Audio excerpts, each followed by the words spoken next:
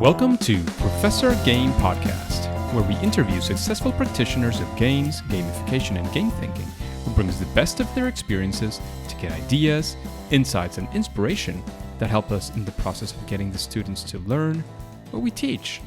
And I'm Rob Alvarez. I teach and work at IE Business School in Madrid, where we create interactive and engaging learning materials. Want to know more? Go to professorgame.com/subscribe, start on our email list, and ask me anything.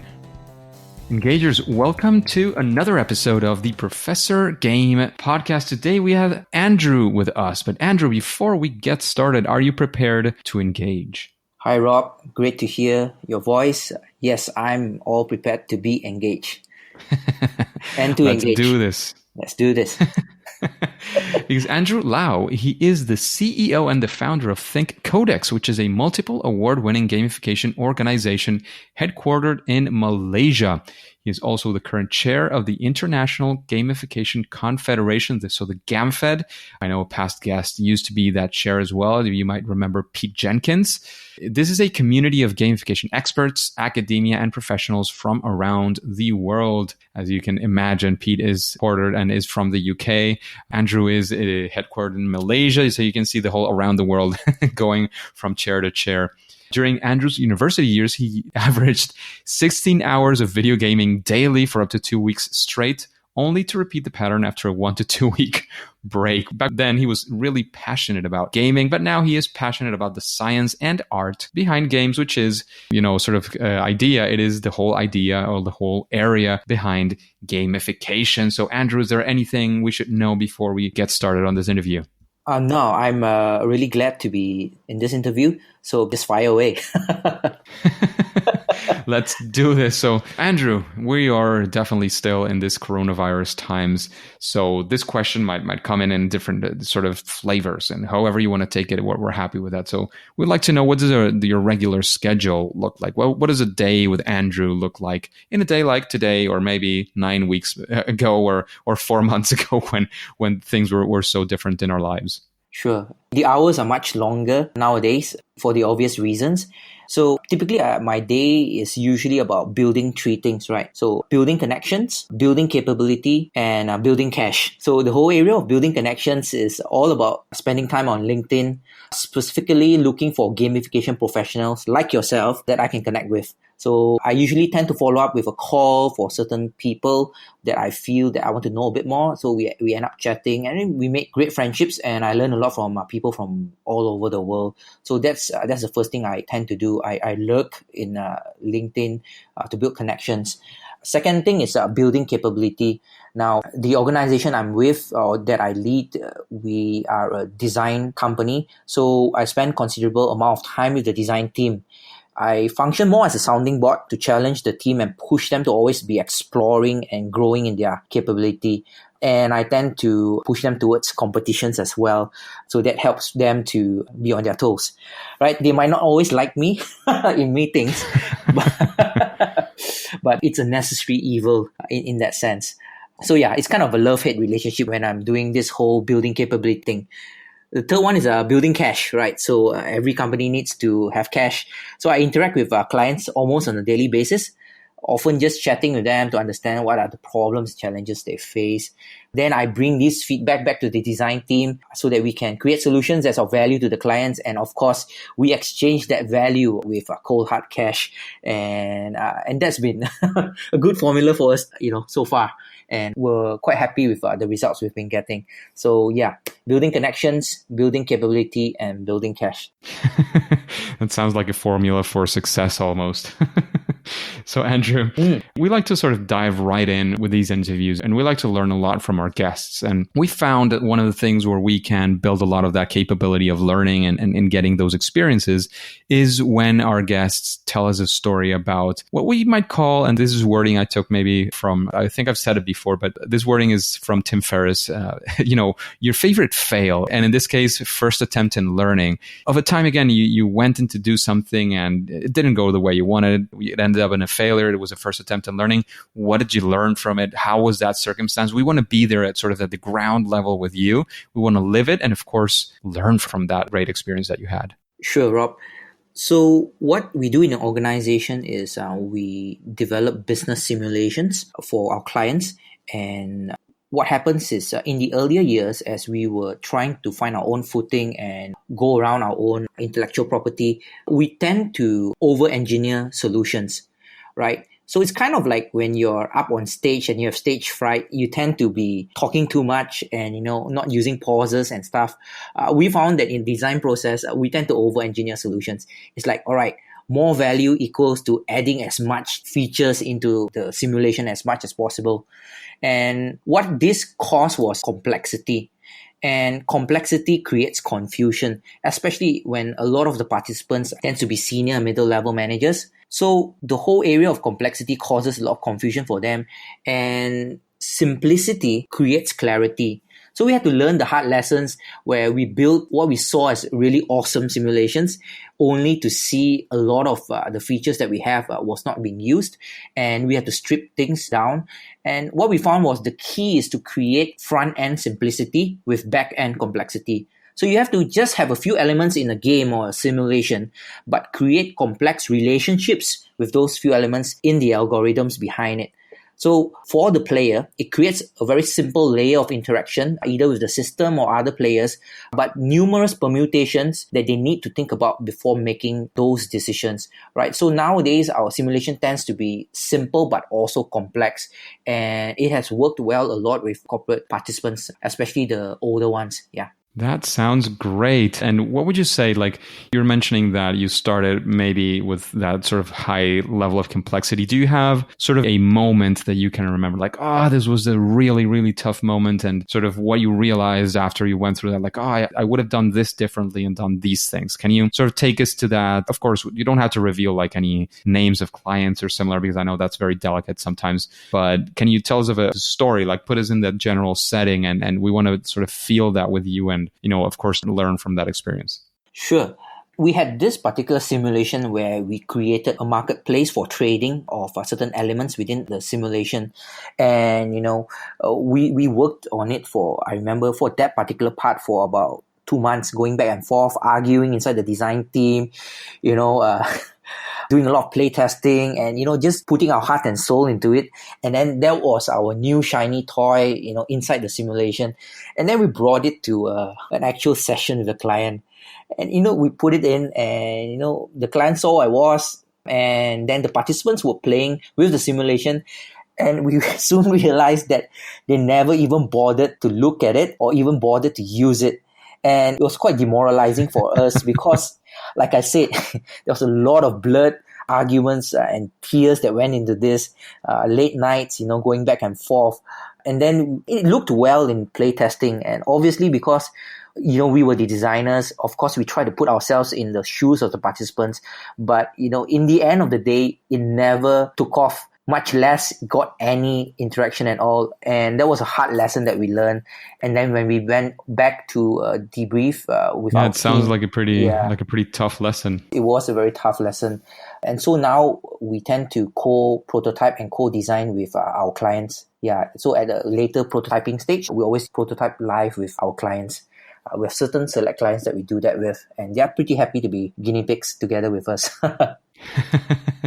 Yeah. That is actually a very, very good strategy and a very good way to solve for that problem, not only, in the current clients, but of course also in the future, which is something that we always have to be considering as well. And so thank you very much for that story. I think there's many, many lessons to draw from that, but you put it beautifully in that sense of, going for that co-creation, involving the person who's going to be the client or the final user as much as possible in that co-creation, so that you're not surprised then by these surprises that are not the nice type of surprises.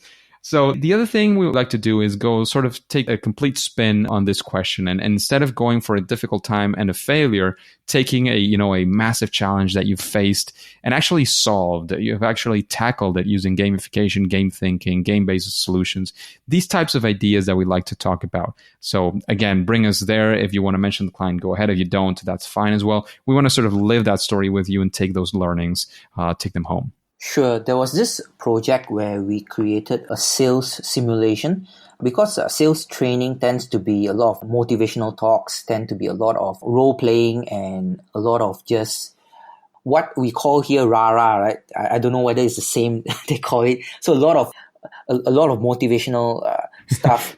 The typical rah, rah, rah, yeah, go Yeah, for that's it. it. Yeah. But at the end of the day, there's no results. There tends to be little to no results. So we came in, and it was a Fortune 500 company. It was a rollout for a financial company across 40 branches at their customer service centers. So the customer service centers had turned from what we call a cost center where into a profit center. So now they were expected to bring in sales. So they've been trying for about 1 or 2 years, but they haven't been able to crack it. Obviously, because all those that were hired there was hired as customer service personnel, never as salespeople. So we were brought in, and then we created a simulation that helped them to learn in a safe environment, to learn, and we use habit building models so that in the space of 2 days, they could build basic habits of the do's and don'ts, the right things to do when engaging the customer from a sales perspective. A lot of them went for sales training before, but it never did take off because it tends to be like what we say, motivational or very academic in nature. So that's how it turned out. They really enjoyed the session. Basically, they were different banks, and they were fighting to become the best bank with the highest revenue. And so there were actual scoreboards and also leaderboards inside the simulations, who was the best salesman, and then they had to create their own sales culture and stuff like that. Now, as a result of this, the more important thing is we took a sales trend before the simulation, and we took a sales trend 3 months after the simulation, and their sales actually increased by 266%. So that's the power of a gamification if used with the right science and art behind it. So it wasn't really about the simulation or the game setting that we put it in, but it was a lot more on the usage of the habit modeling that breaks down the things that they had to unlearn and so that they can relearn. But all this is done at the back end where to them, they are just playing a really nice simulation that's both fun but educational. But what we are doing is we were breaking down all the bad habits and relayering them with new habits as well. And that's how we got 266% increase in sales across 400 participants. Yeah. Wow, that is quite impressive. Is there any sort of element or elements that you would attribute, again, I'm not talking about game mechanics necessarily, but any elements that you introduced there, any design strategies that you utilized that you would say, well, I think these were some of the keys to that success. Is there anything there you could call out? Yeah, I think we used two things. One is what we call iterative learning. So iterative learning is pretty straightforward in terms of we use what we call habit loops. So you learn a bit, we break down the theory or the concepts into very small digestible chunks. So you have about 5 to 10 minutes of theory download, and then you go in straight into the simulation for a few rounds, and then you get feedback. And then the feedback allows for what we call micro corrections.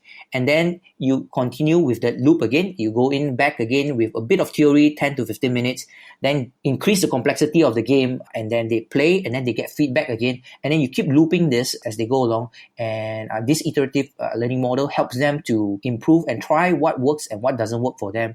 And as they get feedback, basically refine their skills, refine what is needed for them to move towards the target competency or behavior. So that's the first thing that we use. I think the second thing is don't underestimate fun, right? Putting people in a fun and safe environment is critically important. They shouldn't feel like they are being observed or they're being assessed, but they should feel like they are able to be in a safe environment, because the brain physiologically learns best when it is in a state where it feels safe, right? So we created that safe but also fun environment. And as much as you see fun is there, they're actually learning. And that's how we got some of the results that we've been getting with the client. Absolutely. It sounds like a very exciting one. And I hadn't heard that approach in that way, sort of the iterative learning, which sounds very, very interesting. And I think it's something that we could sort of just talk about the rest of the episode about. But let's, at least for now, maybe in the future, we'll dive deeper into this. It could be a good topic to talk about. But we've been talking about success and failure. We can see definitely that you've been working with more than one client. So you probably by now you have some sort of approach when you're creating the simulations, this game-based learning, this gamification for your clients. Do you have a process, a set of steps that you can share with us? How do you approach a project when that comes in? And what are the things that you do once a client comes up and says, look, I want this gamification thing, whatever that looks like?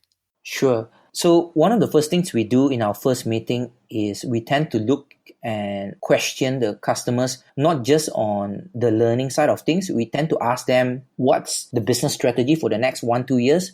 And then always the second question we'll ask, so how is learning, how is leadership playing its role in the context of the organization's ambition? Right, so we tend to ask a lot and understand the organization from a business and strategy perspective, and then we will go after that to understand a bit more of what are the training needs analysis that they might need.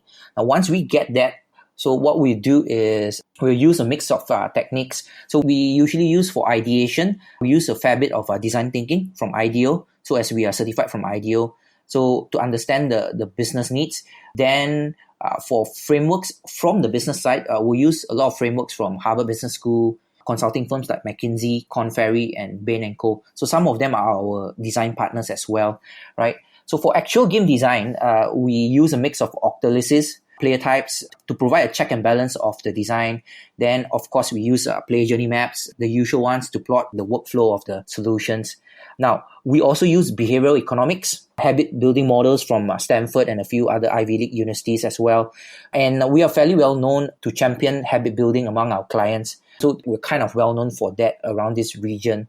So that's what we do. And what we tend to do with all these models and concepts and methodologies is we add our improvisation to it as we learn. So we also have our own proprietary models that we use to develop our own IP. So like a certain thing which we call a logic engine for our business simulations. So logic engines basically are engines that we use to put algorithms to determine how to create the right level of challenge for the participants. So you don't want it to be too easy because nobody's going to be challenged. If it's too hard, and everyone's gonna fail at the first few rounds, then that's not gonna work as well. So it's about finding that right level of tension. So we use things like our proprietary logic engine around our business simulations. So when it comes to consulting for platforms or mobile apps and everything, we'll also use a mix. So what we always believe is that you can't just use gamification methodologies and tools when you're designing for businesses. There's always the business component, the people component, and then the gamification component. So you always need to use a mix of tools and concepts. Yeah. So that's how we kind of approach. I know it's a bit of a mixed bag of things, but depending on it, we call upon these different tools and methodologies. And we found that it works best for us because you tend to need the buy-in from the business side. And if you just use game-based tools like octalysis or player types and such, you're going to have a hard time trying to convince them, especially from the business side of the client. Yeah. Absolutely. It makes a lot of sense, both from a design perspective, but also from a client and sort of a corporate perspective as well, because I'm sure you've heard this before. Sometimes when you're facing a client and so even the word gamification, game-based solutions, sometimes can be kind of a stopper, a turnoff for some clients. And there are different approaches to this. There are different ways that people see it. I would say some are sort of trying to push this and say, well, if you don't want this, that's fine. Well, we can move on. Some others are trying to, say it as much as possible to sort of grow the field. I think both are valuable sort of contributions. On one side, if you don't push for the word gamification too much, but you still do it and then you demonstrate results, there you're definitely, sort of building trust in a client and in a series of people. And on the other hand, if you sort of stand your ground and say, no, this is gamification, this is what we do, you're also sort of sending a message out there, which I think both approaches can be sort of good at in many ways. What I do is kind of what you phrasing there. I always like to have sort of a mix between sort of standing up front for this is gamification, game-based solutions, with a mix of course, yes, this is gamification, game-based solutions, but this is to make sense for your business. It's not just for having the nice words and, sort of having cars and races in your organization, which is definitely not even the objective in any case. Just a quick break before we continue. Are you enjoying this podcast? If you're listening through a podcasting app, please subscribe and rate us on the app. This will be of great help to reach more engagers so we can change the world together through gamification. So, Andrew, we've been talking about interesting things. I think there's a lot to take for the audience here, but this is sort of a point of reflection I always like to have sort of around maybe a bit further down the middle of the podcast. And it has to do with sort of best practices or an element that you would say, well, when you think about these things this way, or when you introduce these kind of elements or ways of analyzing things, this would always benefit your gamification strategy. Would you have some sort of best practice in that sense that you can name for us? Yeah, I think one of the reasons why gamification has not really taken hold in especially in the corporate learning field where I am in, is mainly because people don't read enough, designers don't read enough, designers don't research enough, and designers are often far too happy with using whatever they have, and at times it's not enough. So I think if you have deeper research from a business perspective and not just jumping into the latest game-based terminologies or concepts, I think that would be one of the things that we should.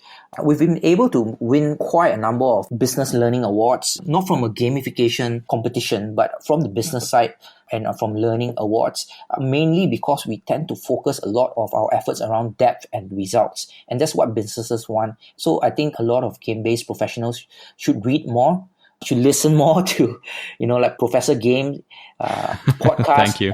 And I mean, I'm serious not because I'm here, but I've been listening to some of it and it's just fantastic, right? So these are the things you can't find in books, in interviews like this. So that's one of it. I think the second best practice is always be exploring with new things. You should be playing games on Steam. You should be buying board games. You just should be, getting every opportunity you can to play. And when you play, always think of these few things.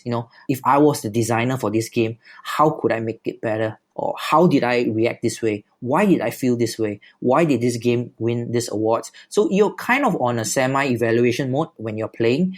And one of the things that our company does is that we have, as part of our almost bi-weekly ritual as per se, we tend to play board games, and so the company will buy board games, and we also have access to Steam accounts where we play online games as well. So that becomes part of R&D in that sense. So you can't be creating new content if you do not read and if you do not play. So those are the that makes a lot of sense. There is this podcast I'd like to listen to as well, which is called Entrepreneurs on Fire, or EO Fire. One of the things that John has been very adamant on is on, depending on the stage where you're at your business, at your professional career, you might start off with 100% sort of consumption. So you're taking in a lot, you're reading a lot, you're listening to podcasts, you're reading blogs, you're, doing all these things, taking courses. And then that percentage of dedication starts shifting and you're also creating a lot more. Yep. But it is fundamental that you never forget about the fact that you need to have a percentage of that. And he always argues that at the very least, it should be at least a 10%. You're still consuming and bringing in new ideas, new strategies, new things. And again, this is from an entirely entrepreneurial. This has nothing to do with gamification. And I couldn't agree more. So I have to say, I love your answer, Andrew. This comes very, very near and dear to my heart for sure. Sure. So, Andrew, you said you've been listening as well to some of the interviews, and thank you for those very, very kind comments as well. Is there anybody, when you listen to those interviews, when you experience them yourselves, the questions, is there somebody that you would like to hear, somebody you would like to listen to in an interview in Professor Game? Yes, I would like to have this guy named Cedric Pontet as a guest. So he's the founder of a global movement called Play 14.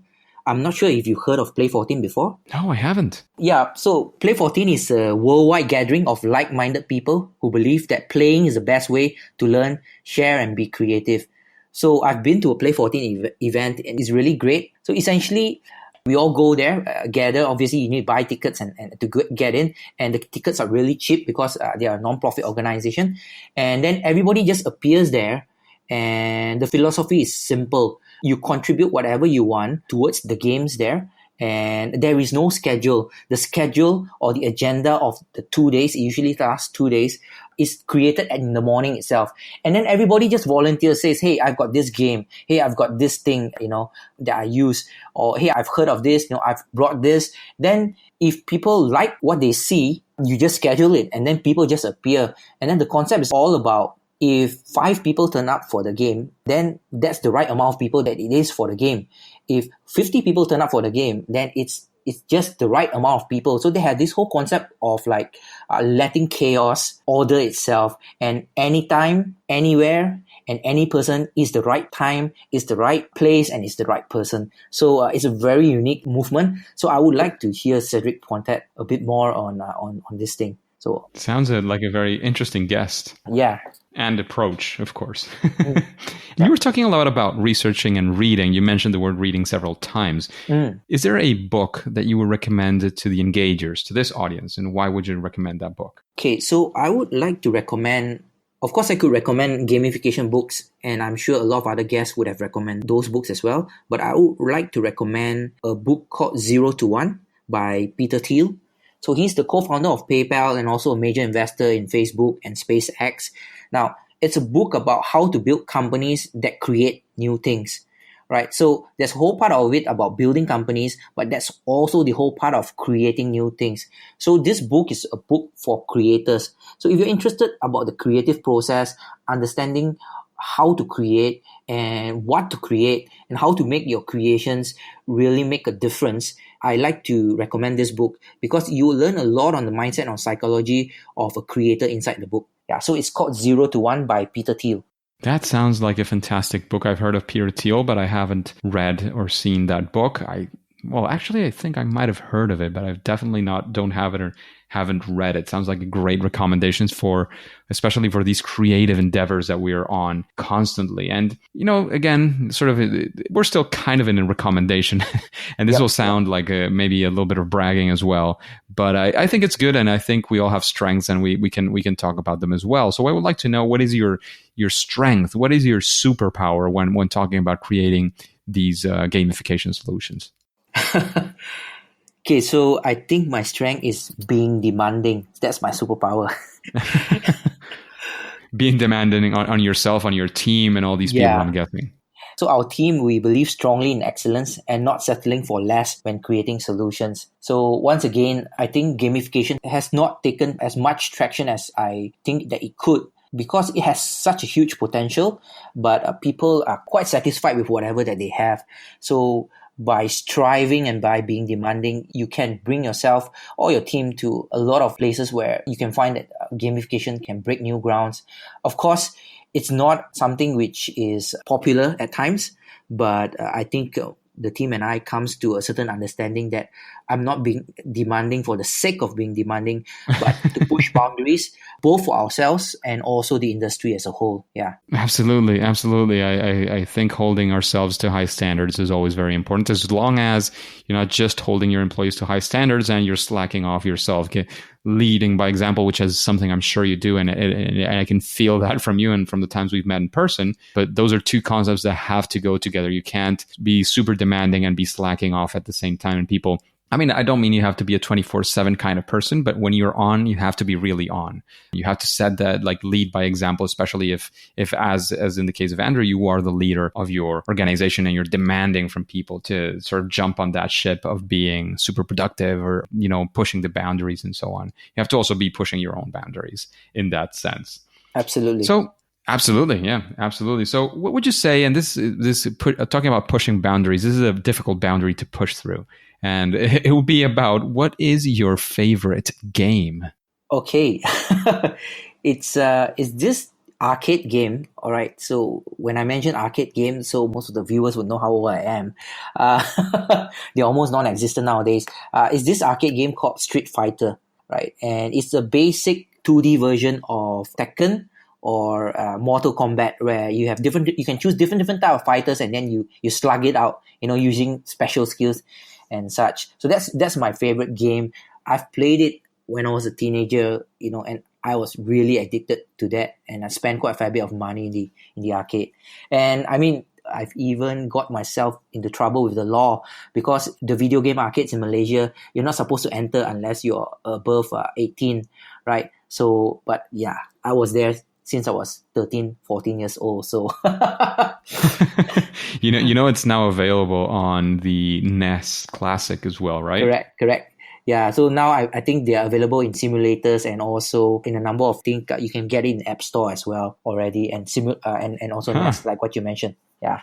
Absolutely. That it sounds like a very, very nice one as well. And we have a few minutes and maybe 3-5 minutes tops, but I would like to take the chance and give you a sort of to have a stab at the question that comes from the audience. And I'm choosing a random question here. I think this would be great. I don't think you expanded too much upon this one, so maybe it could be a good opportunity. This person is asking, how do you make sure you understand the objectives of your client correctly? Again, do you use some methodology? Do you use some sort of strategy? Is there something that you can tell us about this sort of specific stage of understanding your client as best as possible? Sure. I think asking the right question is critically important. So some of the questions that you can ask with your clients as well to the person who asked this question is the first one is always talk about the business strategy. Always ask how the learning and development or whatever person that you're talking to, how their department or their function correlates with the business strategy. Then we always tend to ask, what does success look like? All right. So then they'll tell you, success will look like this, will look like this. Then you have an idea what the client is looking for. We also ask what the business is being measured against. So what are their KPIs? What are their key results areas in such? And then from then on, we will also try to understand what are the challenges that they face. And how you frame it is also very important. So you can't ask like, what's the problem you're facing in the organization? So people don't like to hear the word problem. So we tend to work around understanding the lingo of the organization and using the right type of words to approach it. So usually it's all about where the organization wants to get. So the question's all about, that trajectory, type of question, strategy, then where they are. All right, so where they are, so what are they doing? How's the function supporting it? And then where they want, and then what are the challenges or obstacles they're facing? And then from there, you can basically plot it. So if you look at it, it's pretty much like a GPS. You need to know where you're going. You need to know where you are. Only then you can plot your course. And of course, you need to know what are the obstacles, right? Maybe there's a cop lurking at the corner, so you don't want to use that route, in that sense. So that's how we typically approach in understanding the customer and making sure we get the results. Because at the end of the day, it's not our results, but it's the results that the customer needs to justify to their stakeholders as well internally. Yeah. Absolutely. And I love your answer, especially because it's not about this. It's not necessarily something complex that you do. It's just about asking these right questions and trying to draw as much from you, the final user, the client, the customer that you are going to be having. And Andrew, before you go, is there anything you want to leave the engagers with? Any final advice? If you don't, or even if you do, please let us know where we can find you in the world of the internet to sort of continue this discussion, this interaction with myself and the engagers. And well, then we'll say it's game over. Sure, Rob. I think for us in gamification, we should always strive because we are at the kind of a journey where there's so much more potential. And I've heard before that a potential is useless if you don't realize it. We can say, oh, this guy's got the potential to be the president of this country or the United States. But if we don't live up to the potential, then, potential is useless. Everyone has potential, but it's all about those who live up to the potential.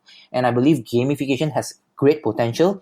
It's just waiting for each and every one of us to step up our game and make sure that we push ourselves to make this industry and this discipline a force to be reckoned with globally. And I'm only in this whole discipline of gamification because I truly believe in it. And it wasn't because I had nothing better to do. So yeah, I really believe that we should be the people that push the industry forward. And as I've said before, if you want to find me, I lurk in LinkedIn a lot. So just send a connection request. And if you don't sound like a scammer or, you have something outright to sell me straight away, then I tend to usually accept your connection request. So yeah, that's how you'll be able to find me. Through LinkedIn. So you can just go to that, click on add a note and say, I heard you on Professor Game and I need to talk to you. And I'm sure Andrew will very kindly accept your request, right? Yeah, and if you say you're a friend of Rob, before I even look at your name, I'll straight away just connect and I'll just accept the connection request. That sounds great, Andrew. Thank you very much for all this time, all this advice, all these kind words that you've had for the podcast, for the engagers. However, at least for now and for today, it is time to say that it's game over. Engagers, it is fantastic to have you here, and thank you for listening to the Professor Game podcast. And I really hope you enjoyed this great interview with Andrew Lau. And we had this random question. Is there a similar question that you would like to make to future guests? All you have to do is go to professorgame.com/question and ask your question. If it is selected, and again, you have a pretty good chance, it will come up in a future episode and you will get your answer. And before you go on to your next mission, please go ahead and subscribe using your favorite podcast app and listen to the next episode of Professor Game. See you there.